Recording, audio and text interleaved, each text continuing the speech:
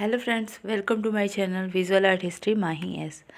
दोस्तों, पिछले क्लास में जो मैंने पार्ट 1 बनाया है उसमें हमने चर्चा किया था पूरा पाषाण काल, मध्य पाषाण काल और नव पाषाण काल, जिसको हम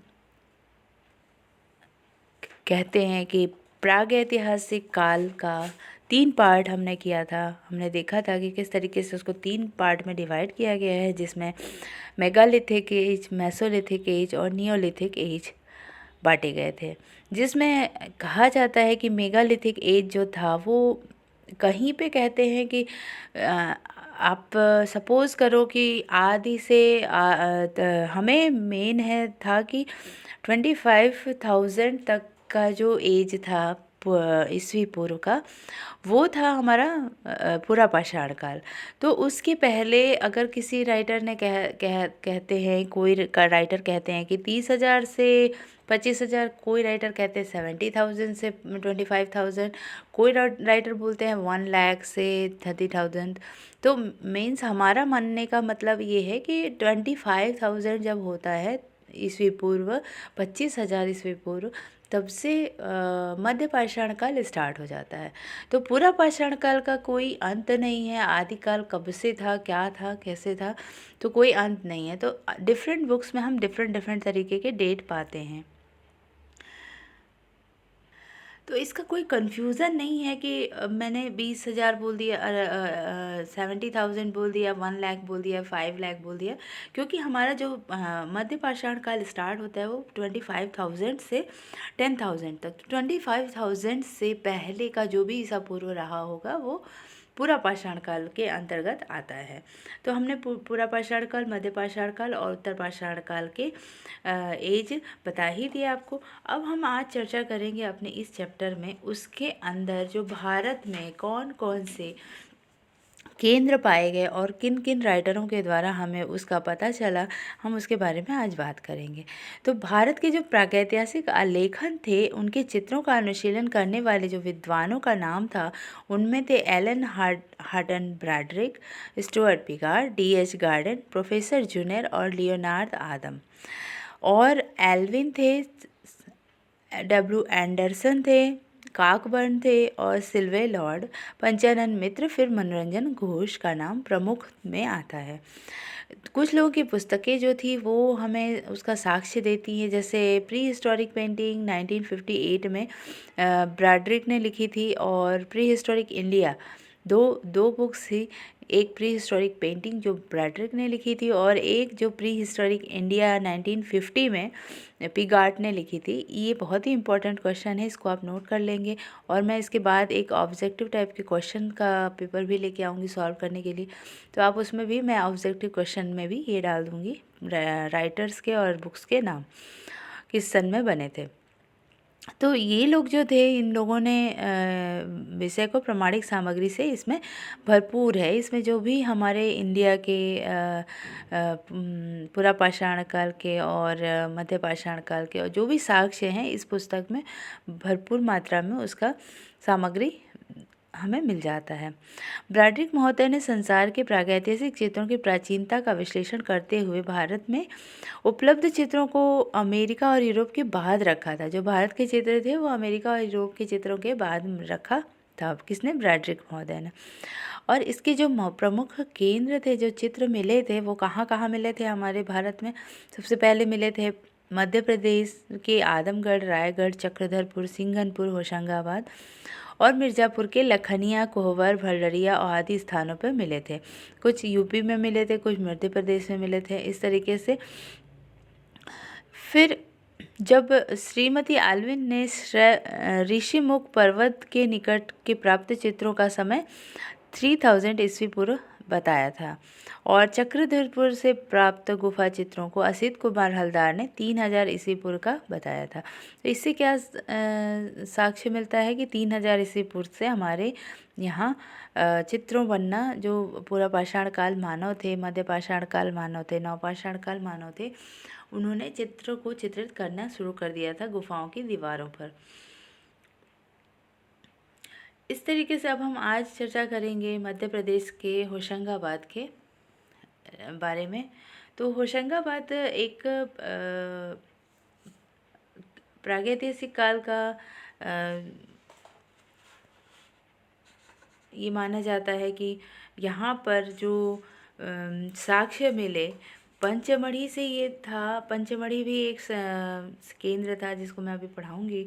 होशंगाबाद मध्य प्रदेश में पंचमढ़ी से 45 किलोमीटर दूर नर्मदा नदी के तट पर स्थित है और इस नगर से इटारसी जाने वाले मोटर मार्ग पर 2.5 मील की दूरी पर आदमगढ़ पहाड़ी पर बने कुछ विशालकाय शिला चित्र मौजूद हैं, जहाँ पर जंगली भैंसें, घोड़े, हाथी सवार, अस्त्रधारी घुड़सवार और दल का प्रयोग हुआ है। यहाँ पर किला भी स्थित है जो कि विशाल भवन के रूप में है। मध्यकाल में यह एक व्यापारिक केंद्र, कृषि का केंद्र भी था और 1817 ईस्वी में ब्रिटिश जनरल एडम्स ने इस पर अधिकार कर लिया और शत्रुओं के हमले के खिलाफ इसे मजबूत किया। यहाँ आदमगढ़ का एक प्रमुख स्थान है जहाँ पर जंगली भैंस व हाथी का चित्र मिला है। यही घुड़सवारों का दल है और छलांग लगाते 12 सिंघा का भी एक अन्य सुंदर चित्र यहाँ पे मिला है। जिराफ समूह, 4 धनुर्धारी आदि छेपांकन पद्धति में भी निर्मित है। तो आप लोगों को एक चीज़ ये ध्यान रखनी चाहिए कि क्वेश्चन ये आ सकता है कि छेपांकन पद्धति में कहाँ पर चित्र मिले थे, तो होशंगाबाद में ऑप्शन इसका सही हो जाएगा। तो आप लोग को ये चीज़ पढ़ते भी जाना है और ध्यान में रखते हुए जाना है कि ऑब्जेक्टिव क्वेश्चंस कहाँ कहाँ से बन सकते हैं। मैं वैसे ऑब्जेक्टिव क्वेश्चन लेके आऊँगी, बट आप भी इसमें आप सॉल्व करते हुए पढ़ते हुए जा सकते हैं। ठीक है, तो होशंगाबाद में ये सारी चीज़ें थी। आप लोग को एक बार बता देती हूँ, जैसे जंगली भैंसे, घोड़े, हाथी सवार, अस्त्रधारी घुड़सवार, फिर जिराफ समूह, 4 धनुर्धारी, ये सब चित्र मिले हैं। ठीक है, नेक्स्ट देखते हैं कौन सा है। इसके बाद हम पढ़ेंगे पंचमढ़ी के बारे में। पंचमढ़ी भी मध्य प्रदेश में ही स्थित है। पंचमढ़ी का पांडव गुफा, ये है इसका चित्र। आप एक अंदाज़ा लगा सकते हैं कि अजंता एलोरा के जैसे ही ये पांडव गुफाएं दिखाई देती हैं। काफ़ी सुंदर स्थल है यहाँ पे। मध्य प्रदेश का एकमात्र पर्वतीय स्थल है। यह मध्य प्रदेश की राजधानी भोपाल से 190 किलोमीटर स्थित पंचमढ़ी नामक गांव में स्थित है।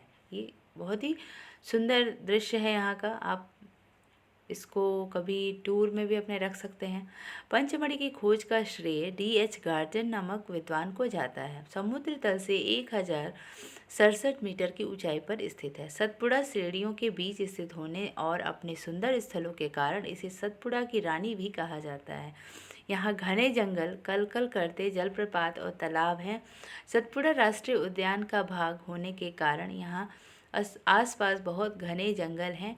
यहाँ के जंगलों में शेर, तेंदुए, सांभर, चीतल और गौर, चिंकारा, भालू, भैंसा आदि अन्य जानवर मौजूद हैं। यहाँ की गुफाएं पुरातात्विक महत्व की हैं क्योंकि यहाँ गुफाओं में शैल चित्र भी मिले हैं। तो दोस्तों, इसमें जो हमारे पंचमढ़ी में शैल चित्र मिले हैं उसके बारे में भी हम चर्चा करेंगे। और कहा जाता है कि यह स्थान जो था वो महादेव पर्वत श्रृंखला में अवस्थित है। पंचमढ़ी के आसपास कई गुफाएं हैं जो कि महत्वपूर्ण प्रागैतिहासिक चित्र उसमें उपलब्ध हैं। तो इसका श्रेय जाता है किसको? D.H. गार्डन को। तो आप इसको ध्यान से पढ़ लीजिएगा कि इसका श्रेय किसको जाता है पंचमढ़ी की गुफाओं को ढूंढने का। D.H. गार्डन, जो कि एक बहुत ही बड़े विद्वान थे।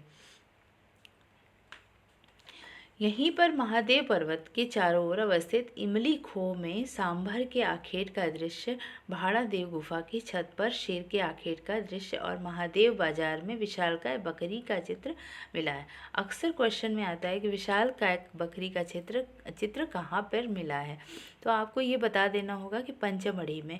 और पंचमढ़ी में भी अगर ऑप्शन में कुछ और आता है डिटेल में तो महादेव बाजार आएगा। ठीक है, तो यहीं पर महादेव पर्वत इमली खो में सांभर के आखेट का दृश्य, ये चीज़ आप नोट कर लीजिएगा। आप पेन पेपर लेके बैठा करिए मेरे क्लास के साथ।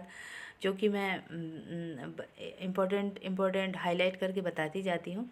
पहाड़ा देव गुफा की छत पर कुछ लोग कहते हैं मुझे पीडीएफ दे देना। मैं कितना पीडीएफ किस क्लास का पीडीएफ देती रहूँगी। आप लोग इसको अच्छे से पढ़िए और नोट करते चले जाइए, अपना खुद का नोट्स बनाइए। भाड़ा देव गुफा की छत पर शेर के आखेट का दृश्य और महादेव बाजार की में विशालकाय बकरी का चित्र मिला है। फिर जो पंचमढ़ी था उसमें और लश्करिया खो, सोनभद्रा, जम्बूदीप, नींबू भोज, बनिया बेरी, माड़ादेव, नाकिया और झलाई आदि स्थानों में अनेक चित्रित शिला गुफाएं मिलते हैं। यहाँ पर पशु तथा आखेट के जो चित्र के अतिरिक्त सशस्त्र युद्ध दृश्यों, आखेट या नृत्य वादन के भी चित्र मिलते हैं। तो ये चीज़ एक नोट करने का है कि यहाँ पर सिर्फ शिकार के ही चित्र नहीं मिलते थे, यहाँ पे दृश्य जो थे वो चित्र थे वो नृत्य वादन के भी मिलते थे। इसके अलावा दैनिक जीवन के दृश्य भी अंकित थे। यहाँ पर एक तख्ती नुमा डमरू मानवाकृति को बनाया गया है और जिनके शारीरिक गठन को लहरदार रेखाओं से दिखाया गया है। और यहाँ पर लाल और गेरू पीले रंगों का अधिक प्रयोग हुआ है। लाल में गेरू रंग का यूज़ होता था और पीले रंग का प्रयोग हुआ है। दूसरे तरह के जो चित्र थे उसमें रूप विन्यास बेडौल ओजपूर्ण और असंतुलित है। इसमें केवल उनके अहेरिया शिकार रूप का अभिव्यक्ति बस दिखाई देती है, वो जो कि असंतुलित तरीके से बनी हुई है। तीसरे में जो है वो कुछ घरेलू जीवन तथा सामाजिक जीवन के से संबंधित चित्र बने हुए हैं। आखेट के लिए प्रस्थान करते कुछ आदि मानव बने हैं जो रेखा चित्र के जैसे बने थे। कुछ यहीं पर एक चित्र ऐसा प्राप्त हुआ था पंचमढ़ी में ही, जो शहद एकत्रित करते हुए दिखाया गया है लोगों को। उसका बड़ा ही रमणीय स्थल है, चित्र है वो। घुड़सवार योद्धा वाद्य यंत्रों को बजाते, वादक, शस्त्रधारी सैनिक इत्यादि को दिखाया गया है। इस चित्र के रंग काले तथा सफ़ेद में बनाए गए थे, जिन्हें बाहर से लाल रंग की रेखाओं से आकृतिबद्ध किया गया है। तो ये क्वेश्चन आता है कि लाल रंग किस रंग की रेखाओं से चित्र बनाए गए हैं। तो लाल रंग की रेखाओं से, और सफ़ेद और काले अंदर से भी दिखते हैं। तो ये हो गया आपका पंचमढ़ी का डिटेल में मैंने बता दिया। नेक्स्ट देखते हैं। अब हम पढ़ेंगे नेक्स्ट मंदसौर के बारे में। मंदसौर भी एक प्रागैतिहासिक काल का स्थल रहा है। तो यहाँ पर जो गुहा चित्र मिले हैं वो मिले हैं मोरी नामक स्थान पर। मंदसौर जिले में मोरी नामक स्थान पर यहाँ पर गुफाएं जो मिली हैं। 30 पहाड़ी खोहे हैं इसमें, जिसमें चित्र मिले हैं। ये मध्य प्रदेश का ही क्षेत्र है। यहाँ पर ये देखिए, सौंगधौनी स्थित यशोधर्मन का विजय स्तंभ भी यहाँ पर है। एक आपको ये नॉलेज में हो सकता है, अगर पूछ देता है कि सौंधनी स्थित यशोधर्मन का विजय स्तंभ कहाँ पर है, तो मंदसौर में है। ये भी आपके लिए एक ऑब्जेक्टिव टाइप क्वेश्चन हो सकता है। तो मध्य प्रदेश प्रांत में स्थित एक प्रमुख शहर है। मंदसौर का प्राचीन नाम दशपुर था। पुरातात्विक और ऐतिहासिक विरासत को संजोए उत्तरी मध्य प्रदेश का मंदसौर एक ऐतिहासिक जिला है जो कि 5,530 वर्ग किलोमीटर क्षेत्र में फैला हुआ है। आज़ादी के पहले ये ग्वालियर रियासत का हिस्सा था।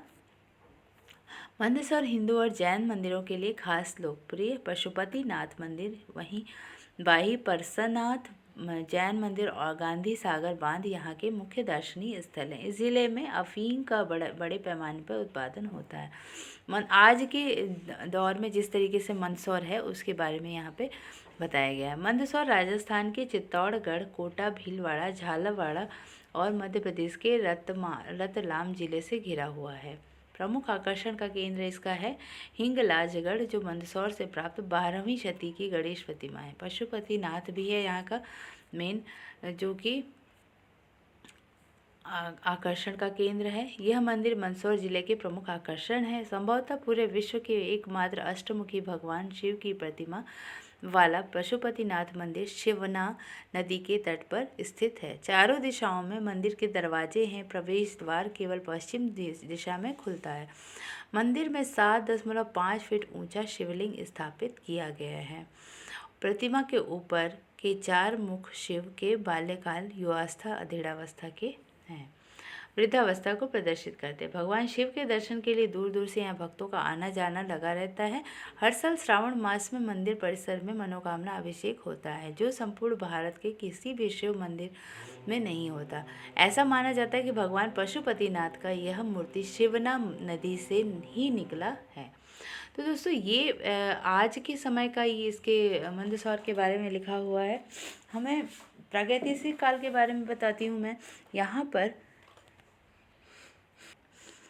पर जो प्रागैतिहासिक काल थे वहाँ पर इसमें जो चित्र मिले थे मंदसौर में, उसमें जो स्वास्तिक चित्र मिले थे, स्वास्तिक के, चक्र के, सूर्य के और सर्वत्र भद्र, अष्टदल, कमल व पीपल के पत्तियों का प्रतीकात्मक चिन्ह यहाँ पर ही मिला है। तो ये बहुत ही इंपॉर्टेंट हो जाता है कि कभी कभी ये क्वेश्चन पूछ देगा कि स्वास्तिक, चक्र, सूर्य, ये सब चीज़ों का चित्र कहाँ पे मिला है।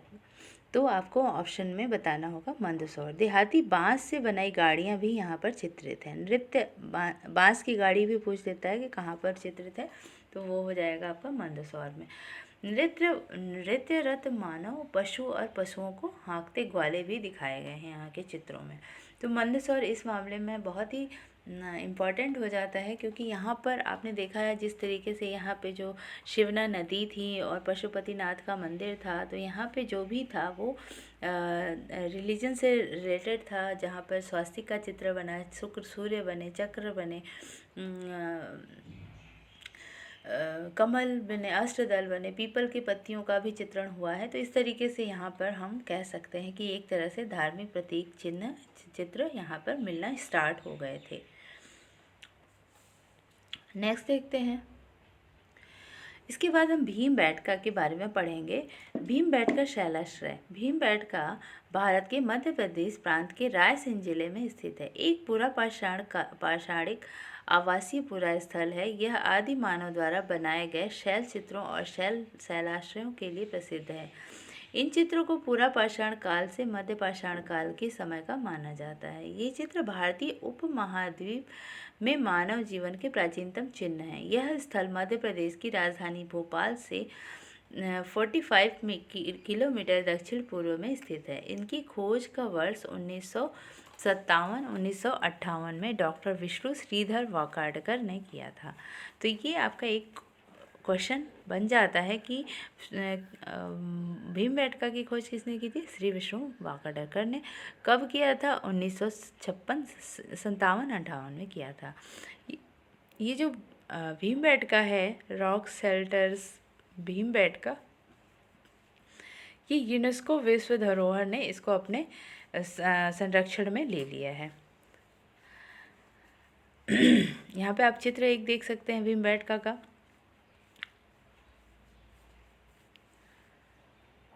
भीमबेटका क्षेत्र की भारतीय पुरातत्व सर्वेक्षण भोपाल मंडल ने अगस्त 1990 में राष्ट्रीय महत्व के स्थल घोषित किया। इसके बाद जुलाई, ये एक क्वेश्चन आ सकता है कि कब यूनेस्को विश्व धरोहर स्थल के रूप में कब घोषित किया गया? तो ये हो जाएगा आपका जुलाई 2003 में यूनेस्को ने इसे विश्व धरोहर स्थल घोषित किया था। बहुत ही इंपॉर्टेंट क्वेश्चन है भीमबेटका के बारे में। यहाँ पर अन्य पुरावशेष भी मिले, जिसमें प्राचीन किले की दीवार, लघु स्तूप, पाषाण निर्मित भवन, शुंग गुप्तकालीन अभिलेख, शंख अभिलेख और परमार कालीन मंदिर के अवशेष सम्मिलित हैं। ऐसा माना जाता है कि यह स्थान महाभारत के चरित्र भीम से संबंधित है और इसी से इसका नाम भीमबेटका कालांतर में भीमबेटका पड़ा। ये गुफाएं मध्य भारत के पठार के दक्षिणी किनारे पर स्थित है। विंध्याचल की पहाड़ियों के निचले छोर पर हैं। इसके दक्षिण में सतपुड़ा और पहाड़ियाँ आरंभ हो जाती हैं। शैल कला एवं शैल चित्र के बारे में पढ़ेंगे। यहाँ 600 शैल चित्र हैं।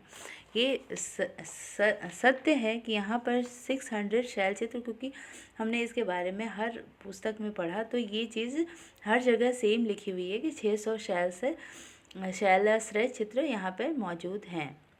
275 शैलाश्रय चित्रों द्वारा सुसज्जित हैं।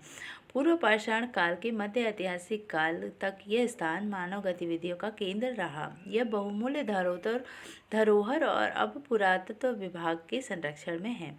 भीमबेटका क्षेत्र में प्रवेश करते हुए शिलाओं पर लिखी कई जानकारियाँ मिलती हैं। यहाँ के शैल चित्रों के विषय मुख्यतया सामूहिक नृत्य, रेखांकित मानवाकृतिक शिकार, पशु पक्षी, युद्ध और प्राचीन मानव जीवन के दैनिक क्रियाकलाप से जुड़े हैं। चित्रों में प्रयोग किए गए खनिज रंगों में मुख्य रूप से गेरुआ, लाल और सफ़ेद और कहीं कहीं पीला तथा हरा रंग भी प्रयोग हुआ है। भीमबेटका का शिलाचित्र आप देख सकते हैं। शैलाश्रयों की अंदरूनी सतहों में उत्कीर्ण प्यालेनुमा निशान 1 लाख वर्ष पुराने हैं। इन कृतियों में दैनिक जीवन की घटनाओं के लिए गए विषय चित्रित हैं। ये हजारों वर्ष पहले का जीवन दर्शाते हैं। यहाँ बनाए गए चित्र मुख्यतः नृत्य, संगीत, आखेट, घोड़ों और हाथियों की सवारी, आभूषणों को सजाने तथा शहद जमा करने के बारे में हैं। इनके अलावा बाघ, सिंह, जंगली सुअर, हाथियों, कुत्तों और घड़ियालों जैसे जानवरों को भी इन तस्वीरों में चित्रित किया गया है। यहाँ की दीवारें धार्मिक संकेतों से सजी हुई हैं, जो कि पूर्व ऐतिहासिक कलाकारों के बीच में लोकप्रिय थे। इस प्रकार भीमबेटका के प्राचीन मानव के संज्ञानात्मक विकास का कालक्रम विश्व के अन्य प्राचीन समानांतर स्थलों से हजारों वर्ष पूर्व हुआ था। इस प्रकार से यह स्थल मानव विकास का आरंभिक स्थान भी माना जाता है। बहुत ही इम्पोर्टेंट बात है कि भीमबेटका जो है वो मानव विकास का आरंभिक काल माना जाता है। निकटवर्ती इसके जो निकटवर्ती हैं इसका मैंने तो बता ही दिया, होशंगाबाद, रायगढ़, ये सारा। तो भीमबेटका के और भी जो कुछ इम्पोर्टेंट पॉइंट्स हैं वो मैं फिर से बता देती हूँ कि यहाँ चित्रों को 2 स्तर में मिलते हैं, जो एक 8000 ईस्वी पूर्व से लेकर 15000 ईस्वी पूर्व तक हैं। पहले स्तर के चित्रों में शिकार, नृत्य, हिरण, बारहसिंगा, सुअर, रीछ, जंगली भैंसे, घोड़े, हाथी, अस्त्रधर घुड़सवार हैं और दूसरे स्तर में मानव को जानवरों के साथ अंतरंग मित्र के रूप में भी दिखाया गया है। जब मानव ने खेती व पशुपालन का तरीका समझ लिया था तो यहाँ आखेटक, कृषक, ग्वाले आदि चित्रित हैं। जब मानव के सहचर में भी आ गए थे जानवर, जब उन्होंने कृषि, आखेट, इन सब चीज़ों को सीखा तो धीरे धीरे कृषि में जानवरों को यूज़ करना शुरू कर दिया। तो उस समय जब वो कलाकृतियाँ करते थे तो मानव के सहचर में भी चित्रों को बनाना शुरू कर दिया था। यहाँ पर आखेट, कृकश, ग्वाले और आदि चित्र हैं। प्राचीन पत्थर से भी प्राचीन मानव ने के अस्त्र शस्त्र मिले हैं। भीमबेटका में एक शिकार नृत्य करते हुए है, जिसमें एक बैल है और चारों तरफ एक रेखांकन में ही चित्र इस तरह से बने हैं जैसे लग रहा है कि उन्हें घेर कर मानव नृत्य कर रहे हैं, शिकार भी कर रहे हैं और नृत्य भी कर रहे हैं।